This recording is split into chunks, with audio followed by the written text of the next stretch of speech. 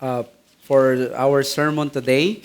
Next week, I will be sa La Union. We will covenant yung... we will have a covenanting doon sa matagal na nating outreach. Anniversary din ng ministry doon.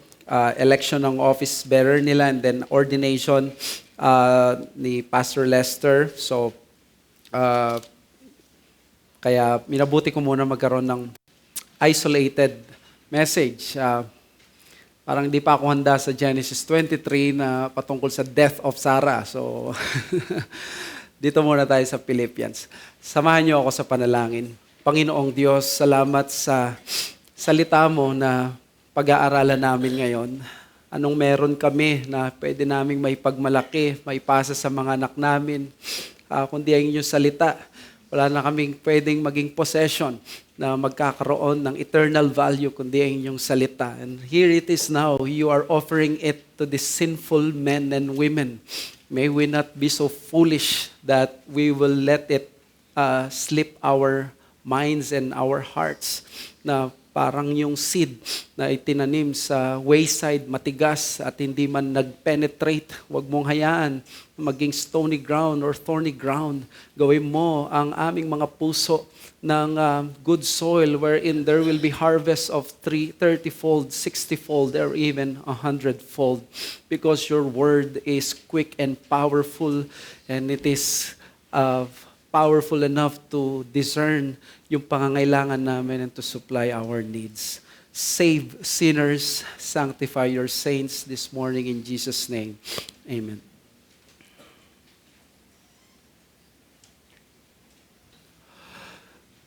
So with the scorching heat that we have right now sa ating bansa, you would think ang mga Pilipino would at least slow down sa pag-inom nila ng kape.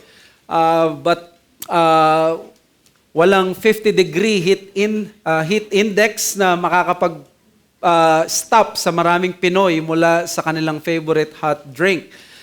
In fact, one of the commercials na makikita natin or dito sa Pilipinas na 3-in-1 coffee has become so popular at ang tagline nila na retain sa memory natin. The endorser asks, para kanino ka bumabangon? Very simple, yet it has become a household phrase for many people.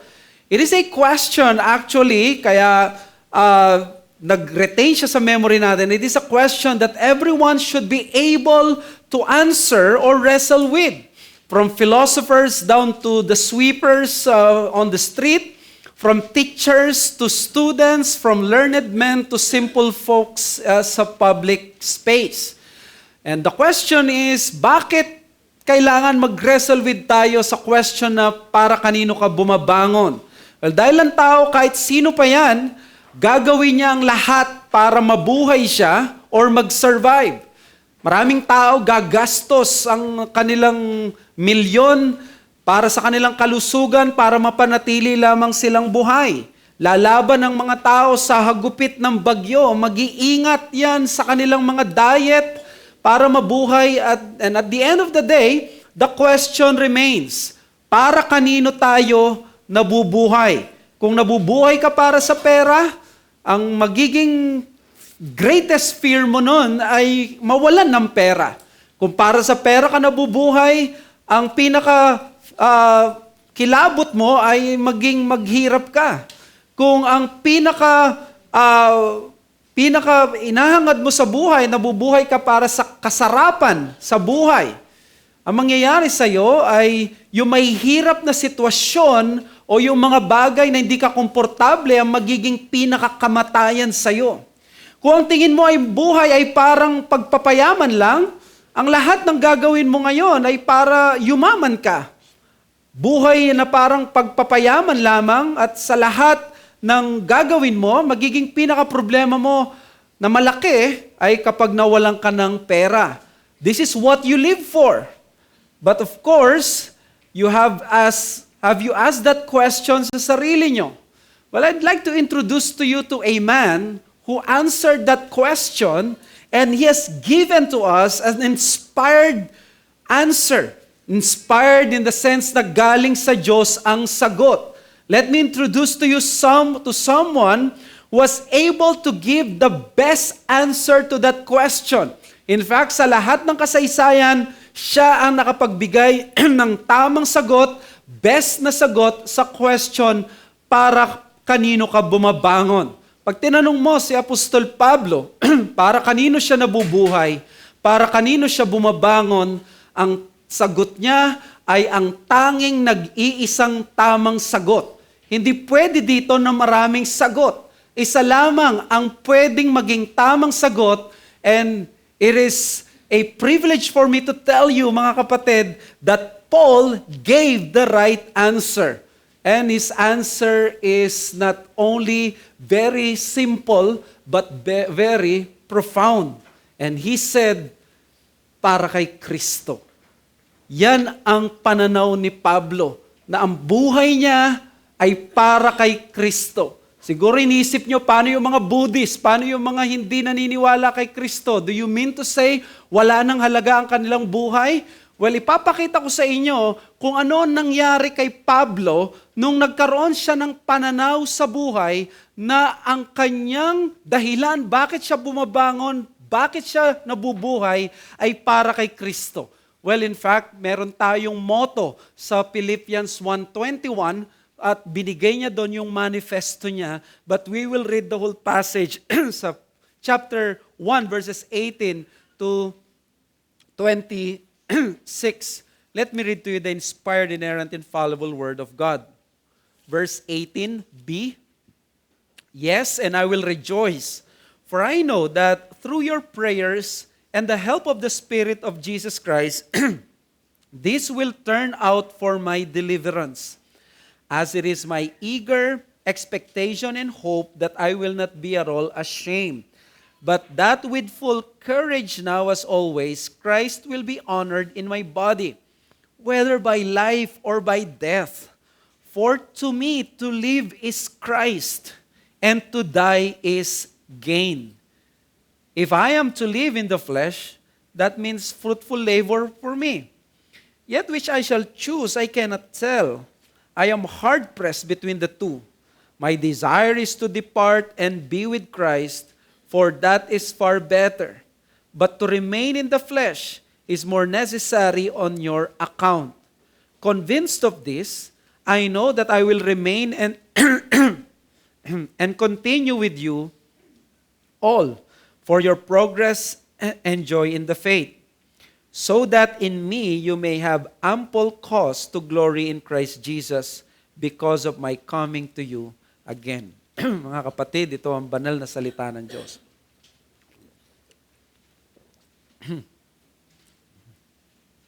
Ito yung sulat ni Apostol Pablo sa isang iglesia na very close sa kanyang puso. So therefore, ang sulat na ito ay sinulat niya straight from his prison cell sa Roma.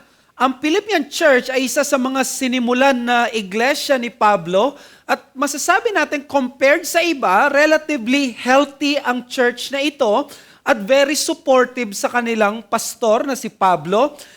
That is why, when they heard yung kanilang beloved pastor, he was illegally captured sa temple sa Jerusalem because of the false charges ng mga Hudyo, si Pablo, makikita natin sa Book of Acts, sa latter part, na idala siya doon sa Rome, sa capital ng empire, at para mag-appeal kay Caesar para sa kanyang case.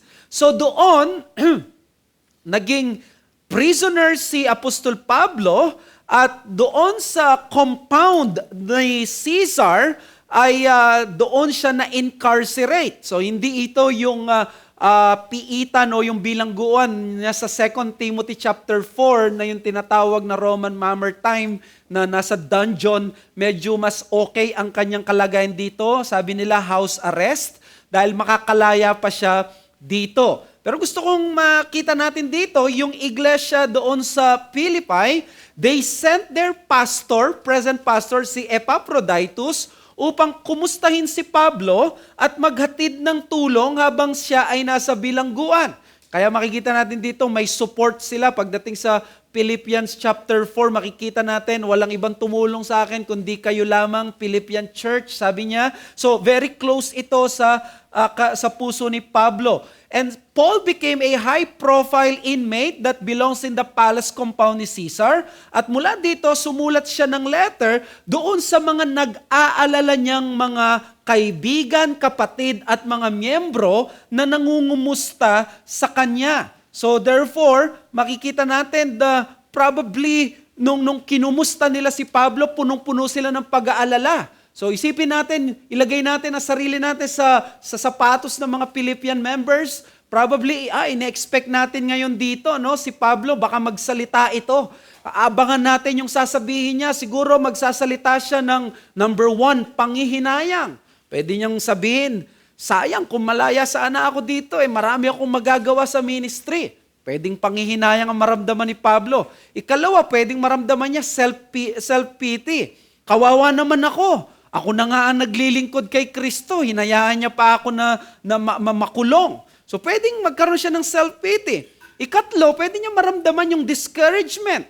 Siguro yun ang ine-expect niya. Sasabihin niya sa kanyang letter, no, na nakakapagod maging Kristiyano, nakakapagod maglingkod sa Diyos. Ang hirap naman masyado, ikaw na nga nagmamabuting maglingkod. Ito pa yung mararanasan mo. Siguro, mismo mga Philippians, they're expecting siguro pang-apat, disappointed. Itong si Paul, o kaya naman pang-lima, frustrated siya. May ganun siyang pakiramdam. O kaya naman, sa kabilang banda, iniisip naman, kawawa naman si Paul. Inalipusta siya dahil sa Ebanghelyo. Pero alam niyo, pag binasa niyo yung letter ni Paul sa Philippians, it is not a letter about frustration. It is not a letter about discouragement. It is not a letter about self-pity or regrets. It is a letter brimming with joy, with hope, and with confidence, not from Disneyland, not right from Boracay, but from a prison cell. In fact, Paul intends to encourage them in this letter, inspire sila, at i-exhort sila. What an unexpected, surprising turn. Kaya ang tanong natin dapat, how can this be possible? How is this even possible? Nakakulong siya. Wala siyang mga tao kasama doon. Naging uncomfortable ang kanyang kalagayan. So pwede dapat nating tanungin, bakit hindi siya nanghinayang, na-frustrate, nagreklamo, nagalit? Bakit brimming with joy, hope, and confidence pa rin ang ating mama dito? Well, dito mga kapatid, magandang tanong yan at gusto nating malaman. How can this be possible? Bakit nagawa niya na imbes magmukmok, manghinayang o ma-discourage, ay yung preso pa ang nag-encourage sa mga malaya sa bilangguan? So, ang sagot ito. In Philippians, Paul is showing to us one thing about the gospel. Ang gospel sa Philippians, it is not only a way to be saved, or it is not only the way to be saved from the fires of hell. Sa Philippians, the gospel is also the way to live. Ito rin yung tamang paraan paano mabuhay. Ito rin yung tamang paraan paano tingnan ang mga nangyayari sa buhay. Ito rin yung tamang paraan paano mo i-measure ang mga bagay-bagay. In other words, the gospel is not only the way of salvation, the gospel is a worldview. How to understand life and how to understand the world. Papaanong puro negatibo at masasama ang nangyari kay Paul, bakit he is still filled with joy and hope? So therefore, this point I am talking about is captured by the most important verse of our passage and is also one of the most quoted verses and one of the most favorite verses in the Bible by Christians throughout church history. Sabi ni R. Kent Hughes, it is the spiritual center of the passage, ang Philippians 1:21. Dahil dito sa Philippians 1:21, it tells us kung ano ang purpose at meaning ng ating buhay. Sa Philippians 1:21, ang sabi doon, for to me, to live is Christ, and to die is gain. Alam niyo ba, ang pagkakasulat ni Paul dito sa Greek, baka hindi natin masyado ma-appreciate sa English, ang pagkasulat niya parang motto. Di ba? May mga motto tayo, one-liner, napakagandang statement, talagang tatanda sa memory natin. So, napakaganda ng pagkasulat. Para mas ma-appreciate nyo, try kong ipakita sa inyo sa Greek. Paul is pronouncing his life motto here. Ang sinabi niya is, ang mabuhay ay kay Kristo, ang mabuhay ay Kristo, ang mamatay ay pakinabang. Hindi nga natin ma-appreciate, pero alam niyo ba sa Greek, walang verb na is. Di ba? Yung is, verb yan. So therefore, sa Greek, pwede nating sabihin na sa translation natin, for to me to live is Christ, pero sa Greek, ganito ang pagkasabi niya, tozen Christos. Tozen is for to me, at ang ibig sabihin ng to live, and then yung word na Christos, Christ. So kumbaga, hindi niya sinasabing to live is Christ. Ang sinasabi niya sa original Greek, to live Christ. Tapos yung Greek word na to apotanein, that is Thanos, death. Death is, sabi niya, kerdos, gain, or pakinabang. So translation, to live Christ, to die, gain. Ulitin ko, to live Christ, to die, gain. Pangmoto siya. It is intended na mas maalala natin, mas makita natin na parang one-liner ni Paul, it's how life should be. Pwede daw isupply yung verb na is, pwede rin ibig sabihin yan, means. To live means Christ. Pwede rin yung word na depends. To live depends Christ or depends on Christ. Pwede rin yung word na honors. To live honors Christ. So para kay Paul, ang gospel, ang pinakapag-asa ng tao, and therefore, kung ito ang pinakapag-asa ng tao, it is the most important thing in the world. If that is the case, then, ito ngayon ang dapat pala maging barometer ng buhay ng tao. Walang alternatives. Walang ibang option. Because the moment na magkaroon ka ng alternative kay Christ, that means you will have no salvation. Magiging walang silbi ang buhay mo. This is the logic of Paul, and this is the logic of the gospel. I-quote ko lang si Matt Chandler sa kanyang book, napakaganda ng quotation niya.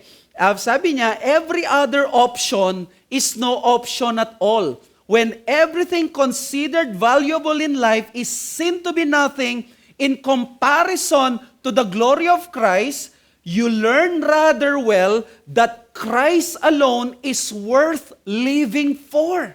Christ alone is worthy of an entire life's affections and devotions. He is worthy of so much more. In fact, which is why Paul completes his declaration, to live is Christ this way. To die is gain.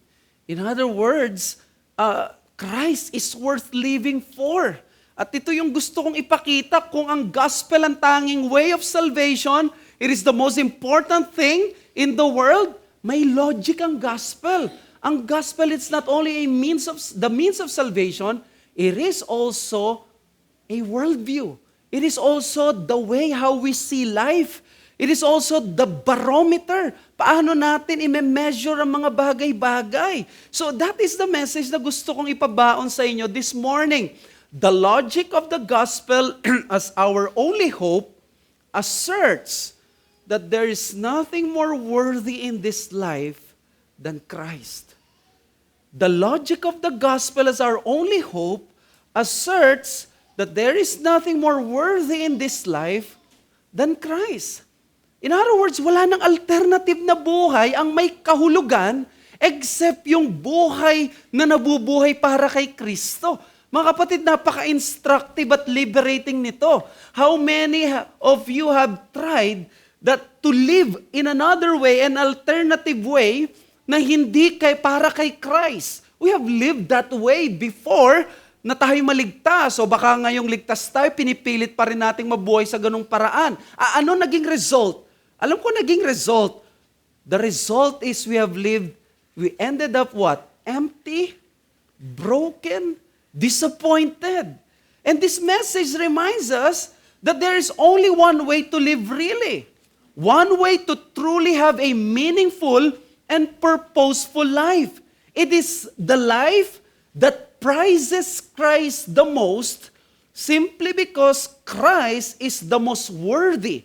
He is the most worthy in this world. Ang passage, presuppose nito yung utter gloriousness ni Christ. Kasi pinapakita niya handa siyang mamatay, handa siyang mabuhay para kay Kristo.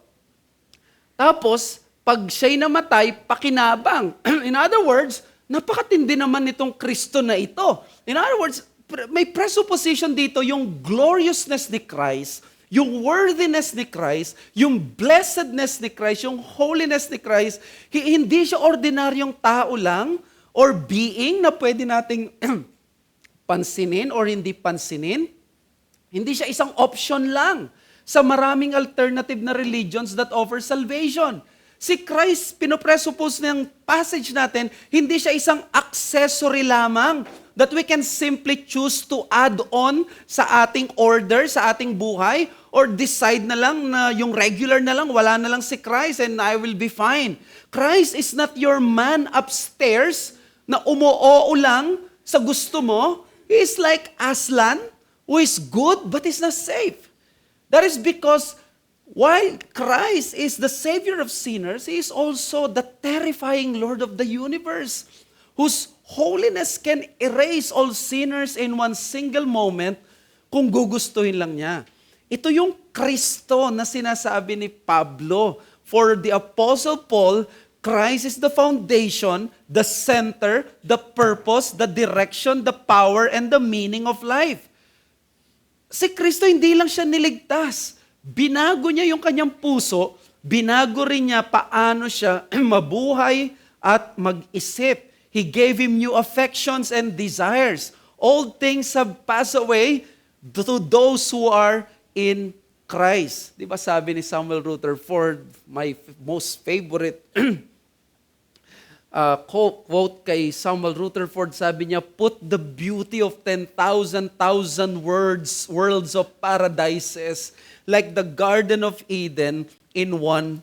Put all trees, all flowers, all smells, all colors, all tastes, all joys, all sweetness, all loveliness in one. Oh, what a fair and excellent that would be. And yet, it would be less to that fair and dearest, well-beloved Christ than one drop of the rain to the whole seas, rivers, lakes, and fountains, or 10,000 earths.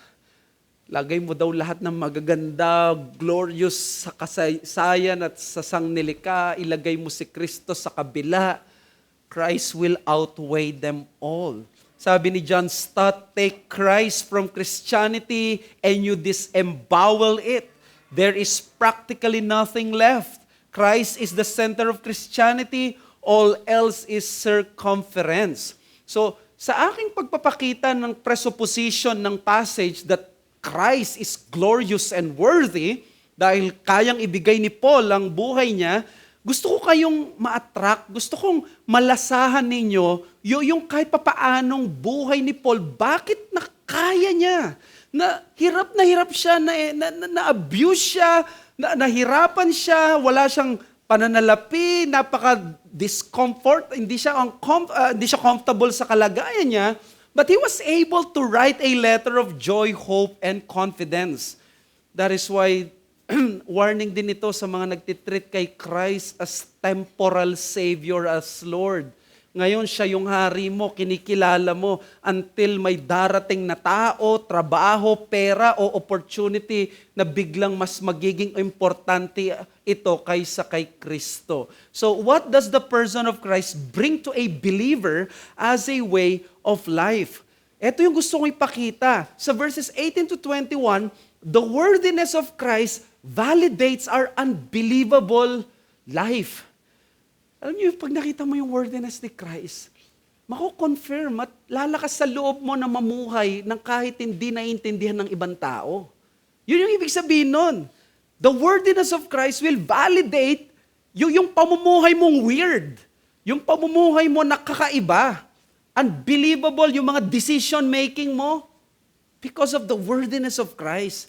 Number 2, the will of Christ prevents us from unfruitful labor. Pag nakita mo, ang Panginoong Hesus, dinesisyon niyang buhay ka pa, hindi mo dapat makita na ang magiging buhay mo ay mediocre life, na walang bunga.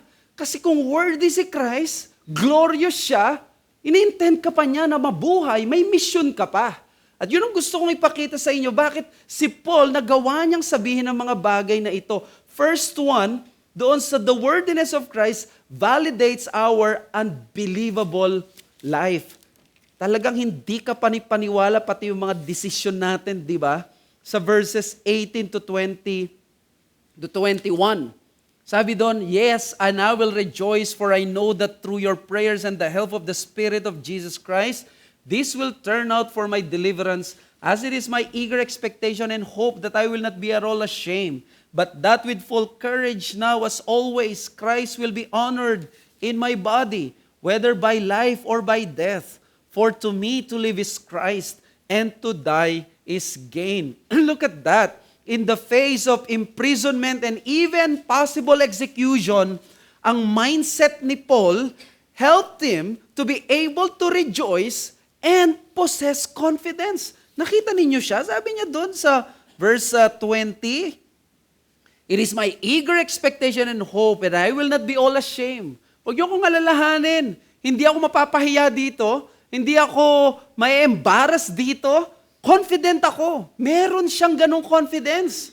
Naku, ba't hindi siya nagsisi na naging missionary o naging Kristiyano? Well, the answer is in verse 20. With full courage now, as always, Christ will be honored in my body, whether by life or by death. Kung patayin nila ako, namatay ako para kay Kristo. Kung ako ay mabubuhay ako para kay Kristo. In other words, ano man ang mangyari sa akin, tagumpay ang buhay ko kasi na kay Kristo ako. Nakita ninyo yung mindset ni Paul? Okay lang na mamatay siya, mabuhay siya as long as si Christ ang na-honor. Knowing full well kung sino si Kristo. Paul had a perspective which revolved around the Lord Jesus Christ. Kaya kahit nasa prison siya, he can rejoice. Kahit na siya ay kahit may gulo, he had peace. Tingnan niyo yung word na verse 18 na I will rejoice. Bakit kaya mo, Paul, mag-rejoice in the midst of suffering? What does that mean?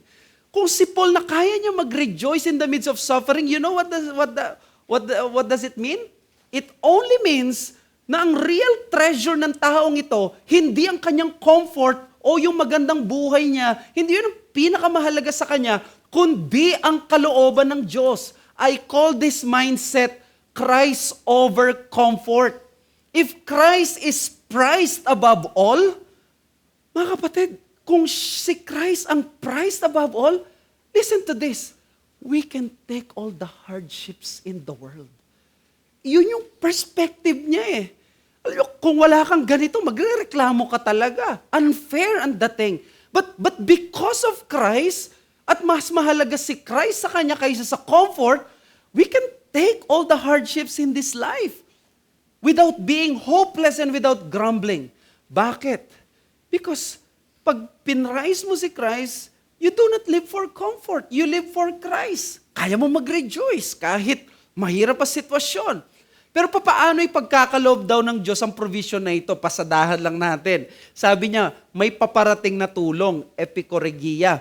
Ang ibig sabihin nun is yung help.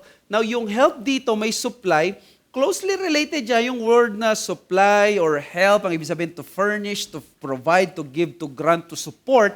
So verse 19 sabi niya, I know that through your prayers and the help of the Spirit of Jesus Christ. Para sa iba kasi, yung usage daw ng word na helps, parang ibig sabihin, tutulungan ka ng Holy Spirit. Pero ang mas magandang pangunawa dito, hindi dalawa ito na prayer and then the Holy Spirit. Pag tinignan mo daw sa Greek, ang ibig sabihin nito ay yung Holy Spirit, yun yung help mismo at darating yung help na yon ng Spirit through the prayers of the Philippian believers. So in other words, hindi ito help of the Spirit or let's say gift or fruit of the Spirit ang binibigay mismo sa kanya, mismong Holy Spirit para makayanan niya yung pagsubok na yon. At paano ipapadala yon? Ang sabi niya, through the prayers of the Philippian brethren. At sabi niya, this will turn out for my deliverance. Now, pag tinignan natin yung word na deliverance, ano yung ibig sabihin nito? Nasa prison cell siya. Ang normal mong isipin, kung nag-aaral ka ng Biblia, physical deliverance to. Ang normal mong iisipin ay makalaya siya sa bilangguan. After all, sa verse 25, sinigurado niya, siguro ni-reveal na ng Diyos sa kanya, no? na Paul, makakalaya ka dito sa kulungan na ito. Sabi niya kasi sa verse 25, I know that I will remain and continue with you all. Now, the whole conservative scholarship at yung context agree together nang tinutukoy niyang deliverance dito, hindi paglaya physically. Hindi paglaya sa kulungan. Alam niyo kung saan ito? Ito yung deliverance about sa ending ng kanyang buhay. Ito yung salvation na niya. Sasabi niya na madideliver ako mula sa ganitong bagay. Na darating ang araw na hindi siya mapapahiya at kapag ni-review ng mga tao, tignan mo itong taong ito, walang kwenta ang kanyang buhay. Sinayang niya ang kanyang buhay sa isang tao na namatay at nabuhay kuno. Wala daw magsasalita ng ganon. Ang ibig sabihin dito, hindi siya mapapahiya, magkakaroon siya ng vindication, walang panghihinayang sa tinahak niyang landas. Kaya nga sabi sa verse 20, as it is my eager expectation and hope that I will not be at all ashamed. I call this mindset, kung kanina Christ over comfort, I call this mindset Christ over pressure. Confident siya na hindi niya pagsisisihan ng pagsunod niya kay Kristo.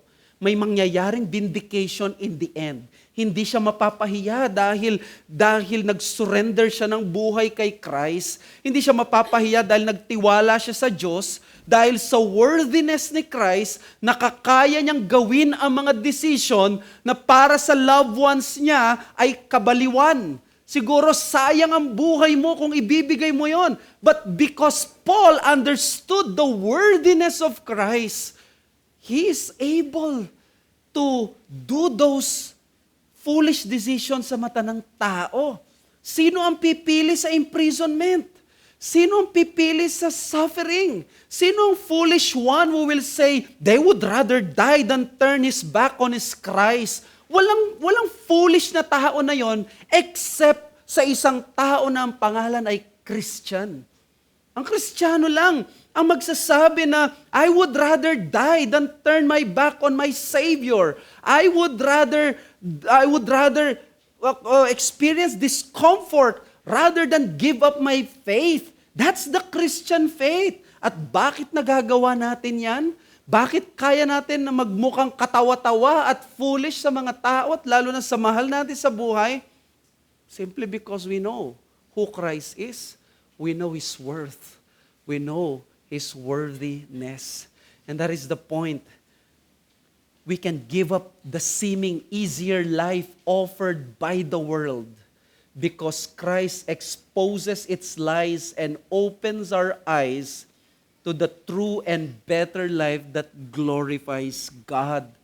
Mga kapatid, ang ibig ko sabihin sa point ko, paano mo magi-give up ang magandang alok ng mundo sa'yo minus Christ? You will have the great riches. You will have great fame. You will have a comfortable life minus Christ, papaano mo mag-give up yon? Let me tell you, kung ikaw ay unbeliever, no chance na mag-give up mo yan because ang nakikita ng mata mo, opportunity, blessing, blessing, blessing. But include Christ not only as your way of salvation, but as your lens, but as your worldview. Alam mong gagawin ni Christ? I-expose niya yung nakatagong kasinungalingan dun sa masarap at magandang alok na binibigay sa'yo. Yung isang bagay na akala mo napakaganda, through Christ, lilitaw yan na napakasama. Maaamoy mo, aalingasaw yung nakakasulasok na amoy ng kasalanan, ng impyerno dyan. We can never go wrong with Christ because He is so pure. We can never go wrong. His dignity as a person vindicates every obedience that we do for Him. Ano-anong silbi na meron kang Kristo? Kung tatanungin ka, sige nga, anong mapapala mo kung meron kang pananaw, lente na ang pangalan ay si Kristo? Well, sa isang gyera, napakahalaga ng night vision, yung binoculars or yung ginagamit. Nakikita mo better ang tunay na sitwasyon. Yung mga thermal scanner, pag wala kang thermal scanner, hindi mo nakikita kung, alam mo yun, may body heat. Hindi mo nakikita kung may tao. Pag nilagay mo yung tao, yung sarili mo ng Kristo at makikita mo, lilitaw. Mas maintindihan mo. Merong ahas doon sa alok na yon. Merong danger na hindi nakikita ng ordinaryong tao, but because Christ is there, He is so holy, He is so pure, He is so good, suddenly these good things na ino-offer sa'yo, na-expose sila. Nakikita mo sila na parang may laser eye ka. You have that lens called Christ. That lens, that measurement is an infallible lens because you can never go wrong with this man. Hindi siya nagkakamali. Alisin mo ang lens na yon, you will not see the germs. You will not see the dirt. You will not be able to smell yung deception ni Satan. Akala mo okay, akala mo malinis ka, akala mo ayos ka, akala mo maganda ka, akala mo maganda ang gagawin nito sa sitwasyon mo, akala mo okay ka at maayos ang kalagayan mo, but using that lens through Christ, that night vision, that thermal scanner, you will be equipped to see what's wrong with your surrounding. You will begin to see what really matters in life.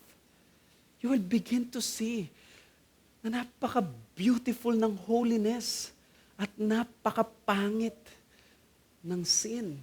Napaka-pangit ng bagay na hindi magbibigay kalwalatian si Kristo. Mga kapatid, napakahalaga ng ganitong mindset. You know why? Because, let's face it, pwede tayo, kalimutan muna natin si Christ, magpauto muna tayo sa isang alok ng ganitong bagay and we will try to say, hindi ko to nakikita, maganda naman siyang itsura. Look at this. This is so important because everything can fall apart. Isang kagat lang, everything can fall apart.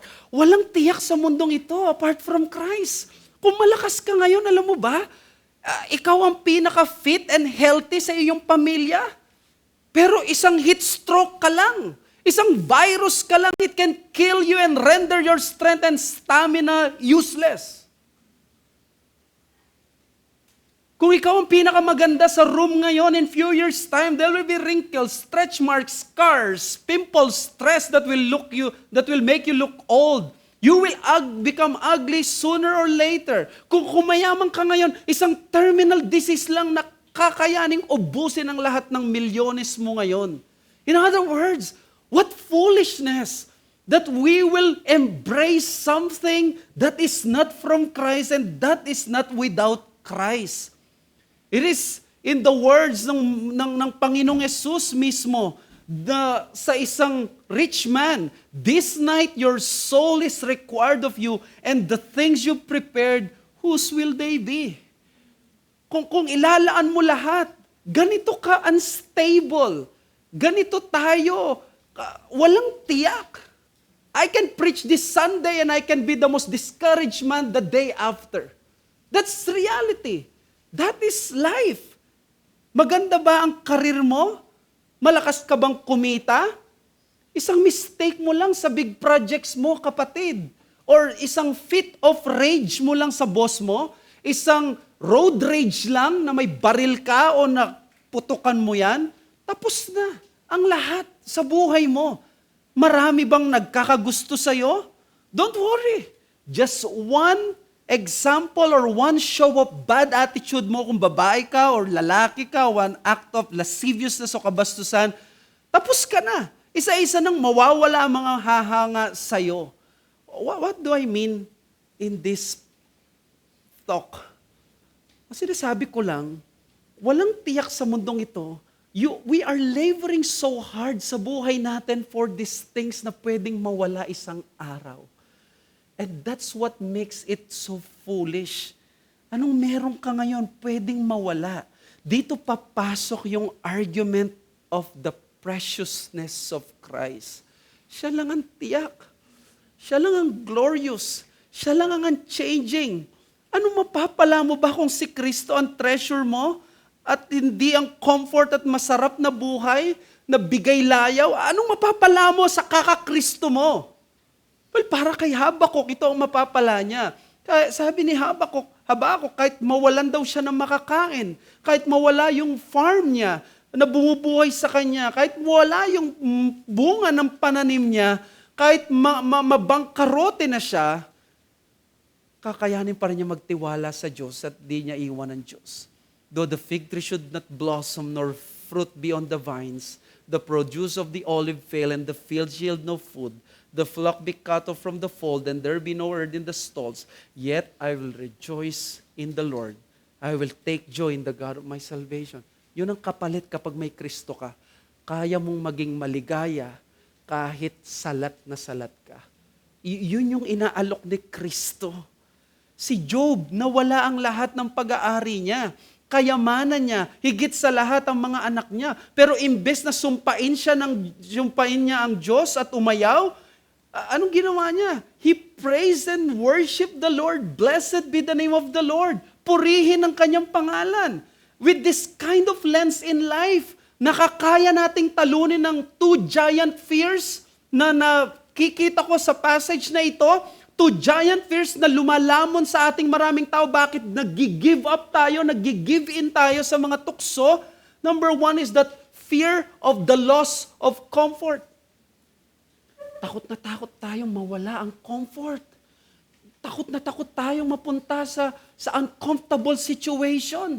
Pero si Paul, he was able to rejoice even in prison because ang kanyang lens is not comfort but Christ. Secondly, yung fear of the loss of approval. Yung loss of approval, ang sabi niya, alam mo kahit mamatay ako, kahit di ako makalaya, wala akong kailangang patunayan sa mga tao. Hindi ko kailangan sabihin, papakita ko na hindi ako kahiya-hiya, magtatagumpay ako. Hindi ganun ang vindication ni Paul. Ang vindication ni Paul, my life is for Christ. I don't need the approval of these people. Yung men-pleaser ka. Takot kang mapahiya, ma-disappoint mo ang sarili mo sa opportunity o sa buhay na ito. Yung mga ibang tao nag-expect sa'yo na hindi mo nga masasabi na, I will not be ashamed. Maraming mga Kristiyano, they are ashamed kung hindi sila magiging mayaman. May mga ibang singles, they will be ashamed as Christians kung hindi sila makakapag-asawa. They would rather marry an unbeliever because ang kanilang approval is not Christ, kundi ang sarili nila o yung mga tao o yung culture na nasa paloob sa kanila, that if you do not have this gadget, that if you do not have this title, that if you do not have this kind of status, if you do not have this kind of life, wala kang kwenta, wala kang silbi, wala kang kaligayahan. Mas pipiliin mo ang hindi ka maiwanan sa uso at hindi ka maging kawawa ngayon kaysa sa araw ng paghuhukom ni Kristo at ikaw ay may embarrass dahil nung pinahiram niya yung maiksi mong buhay, ang kakarampot mong buhay, mas pinili mo yung ibang bagay o ibang tao kaysa kay Kristo. Sige, papalakpakan ka ng mga tao ngayon. Aaprubahan ka, magaling ka. Pero sabi ni Paul, what is that sa vindication o sa judgment day? Si Paul, he chose the thing that he won't be ashamed when the judgment comes. Gusto niya ma-vindicate siya sa judgment day. Hindi ngayon. Okay lang akong pagtawanan. Alam niyo, itong ganitong bagay, aminado akong mahirap to eh.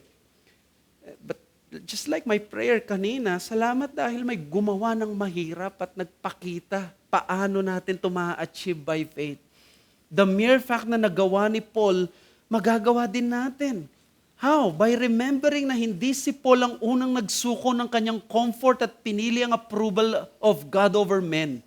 Alam mo, si Kristo ito eh. Isipin mo lang, binata niya yung paghihirap sa pagsunod sa Diyos. Tayo, kahit sinubok tayo ng Diyos, we are not yet resisting unto bloodshed. But Christ had to shed blood just in order to be victorious over sin. Kailangan dumugo muna, kailangan masakitan siya, mahirapan siya. But look at us. Ayaw nating mahirapan. We would rather sin rather than shed blood. Rather than mahirapan tayo. Magkakasala na lang tayo. Pinili din niya hindi yung approval ng mga religious people, but the Father's pleasure, who for the joy that was set before Him, endured the cross, despising the shame. Inisip niya ang ma-please ang kanyang Ama. Alam mo, ginawa ito ni Kristo hindi lang para maging example natin siya, kundi para maging tagapagligtas natin siya, na sa Kanya we will have that righteousness na titingnan ng Diyos sa Kanyang accomplishment. So let me challenge you. Do not be embarrassed now by having a different lifestyle as a result of the worthiness of Christ. As a pastor, ito yung bigat sa loob ko. Sometimes, or most of the time, baka may ganitong embarrassment. Ayokong mapag-iwanan. Ayokong hindi maging katulad nila. Ayokong maging ganito just because sa pagsunod ko kay Christ.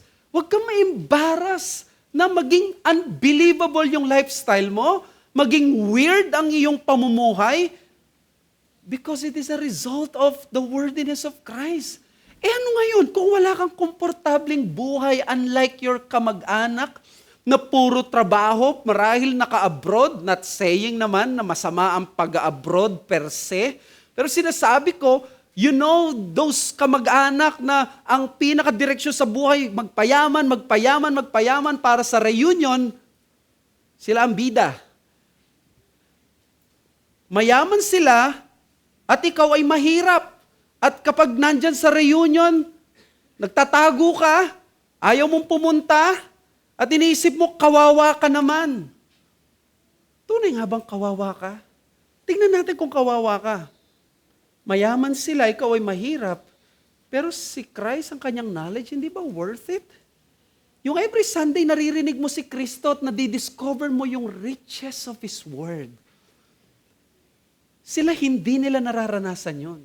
Let me ask you, sino ang tunay na rich? Sino ang tunay na mayaman? Sino ang tunay na pinagpahala?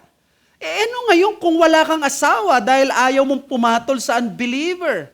Na maaaring pinagbabawal ni Kristo dahil ipapahamak mo ito.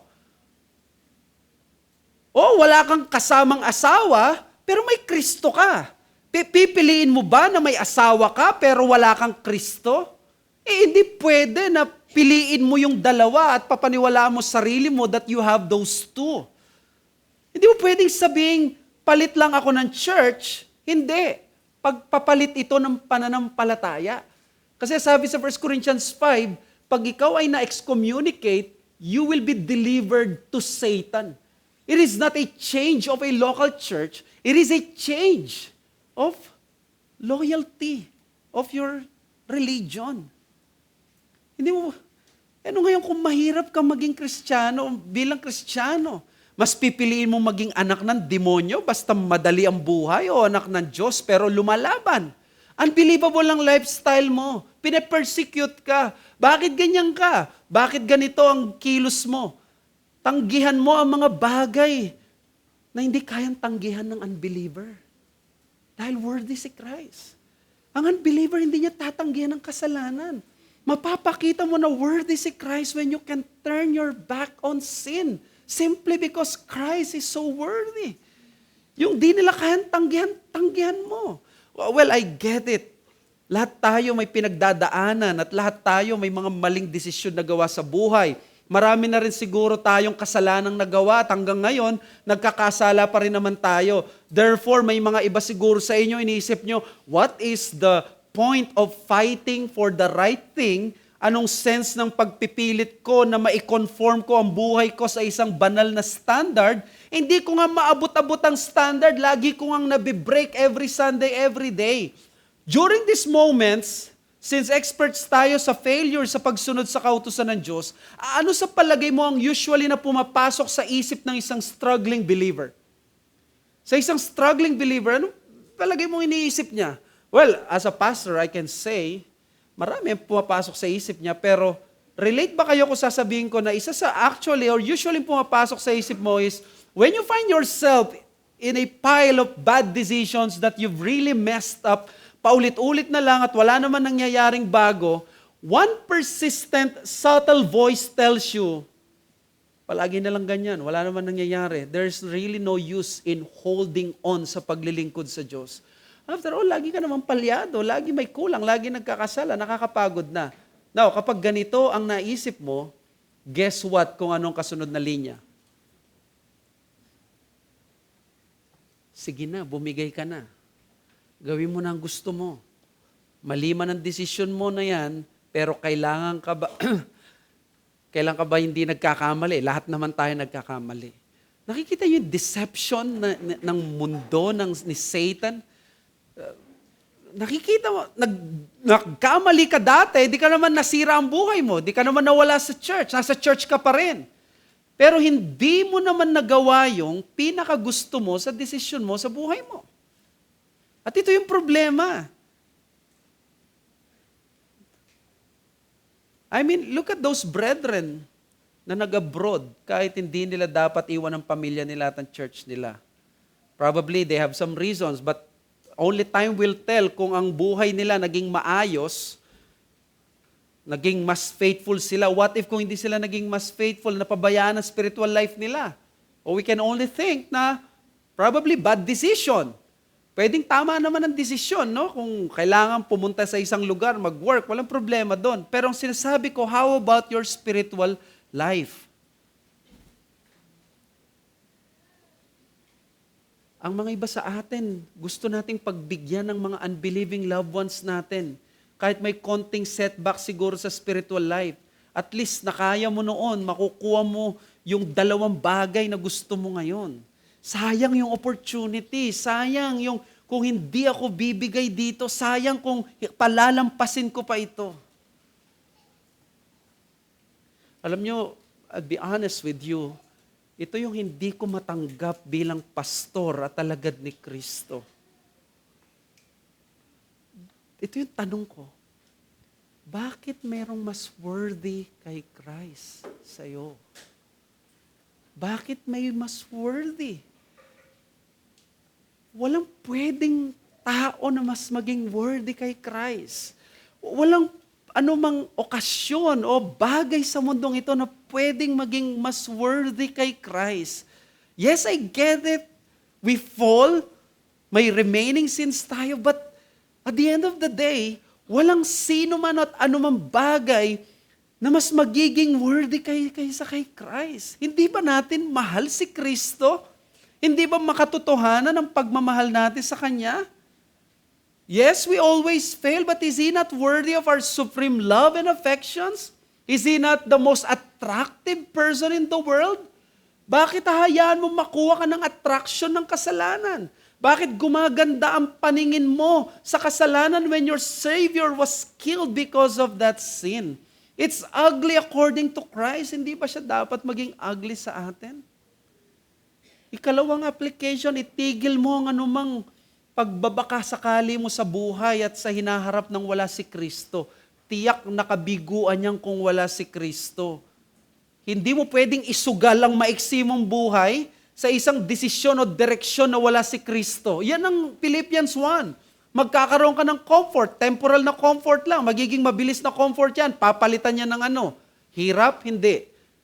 Mas matindi pa sa hirap. When you forsake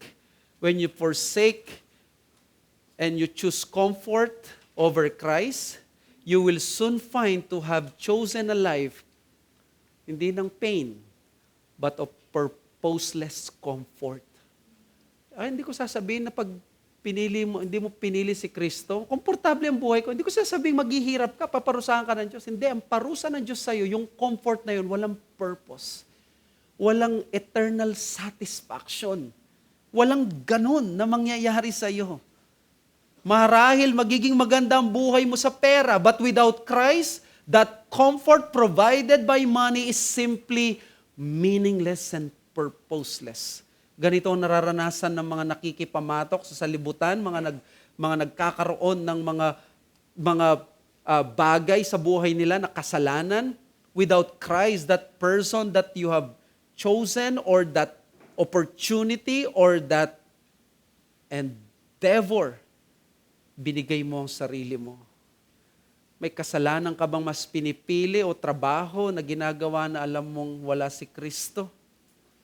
At ikatlo, okay lang na ibigay mo ang buhay mo kay Kristo, ibigay mo ang lakas mo kay Kristo, ibigay mo ang resources mo kay Kristo, because ibigay mo ang best at lahat mo kay Kristo.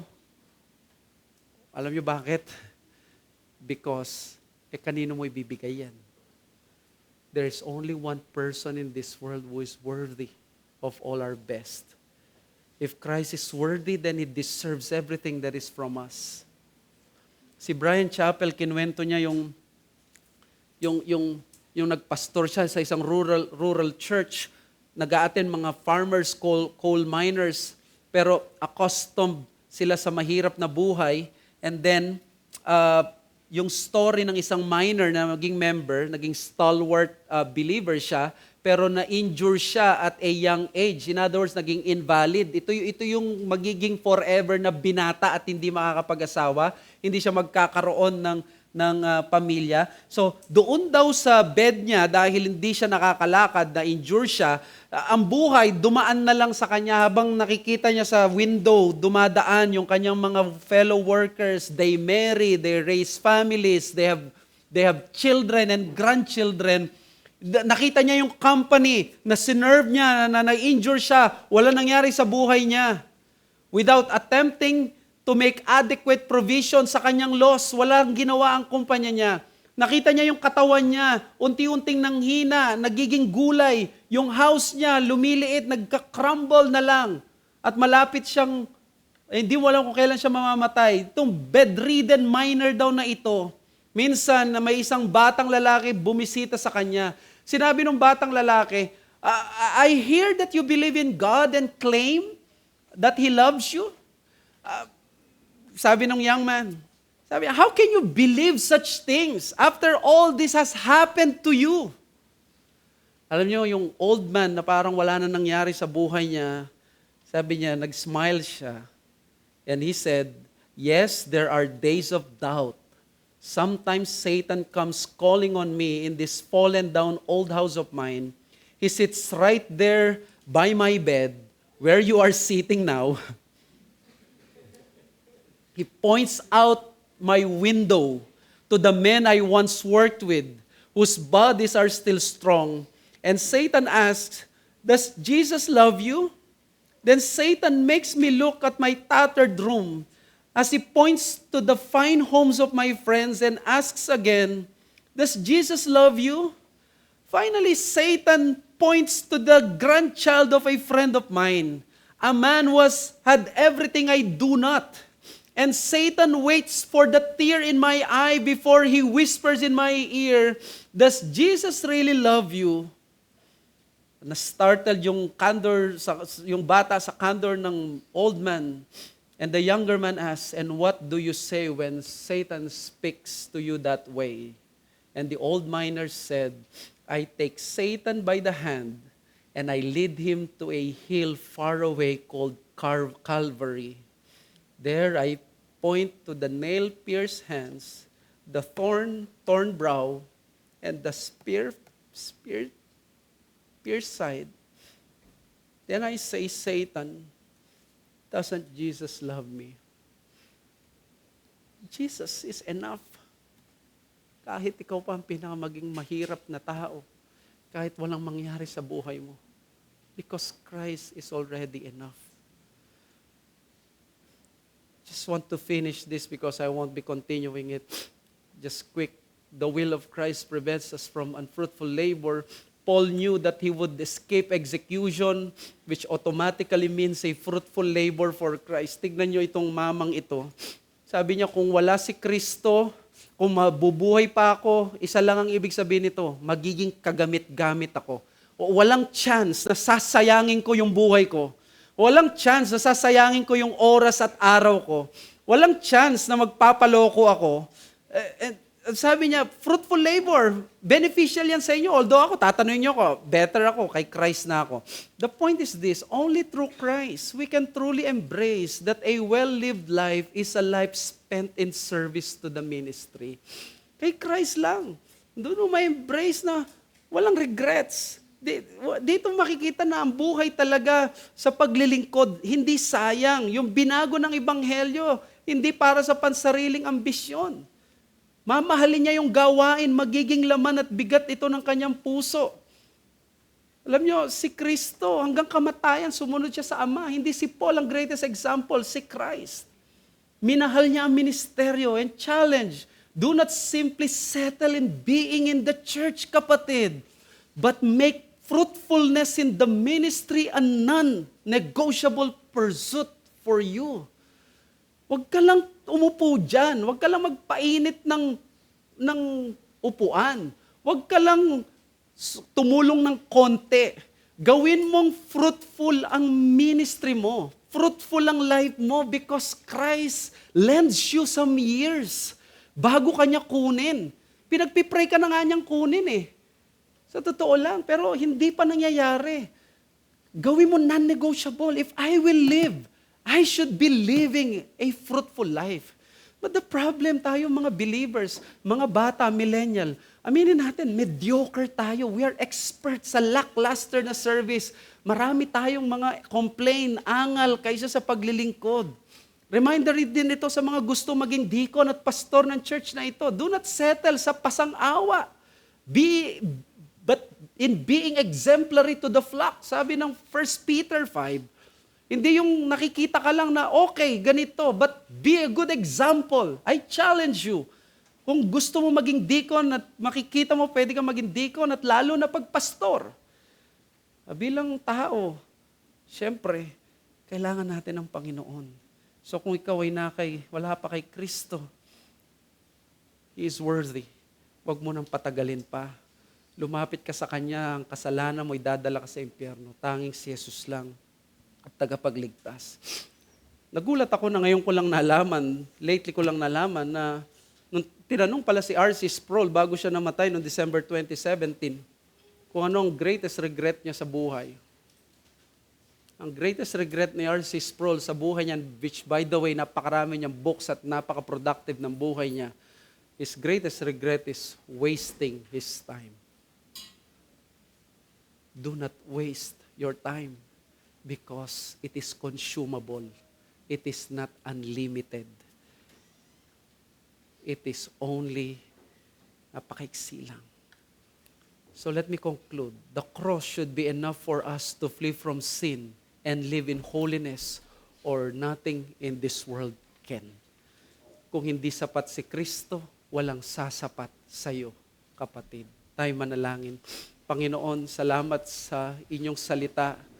Sana, Panginoon, mangusap ka sa amin at i-rebuke mo kami sa aming kasalanan, sa aming mediocrity, rebuke mo kami sa mga maling pananaw namin. At nawa, Panginoon, ang sermon na ito magdulot hindi lamang ng sanctification sa amin, or even salvation, or even pagbalik mula sa apostasy. Lord, minister to us. We need your word. You are enough. You are sufficient. We need you, our Lord Jesus Christ. We thank you. We ask this in Jesus' name.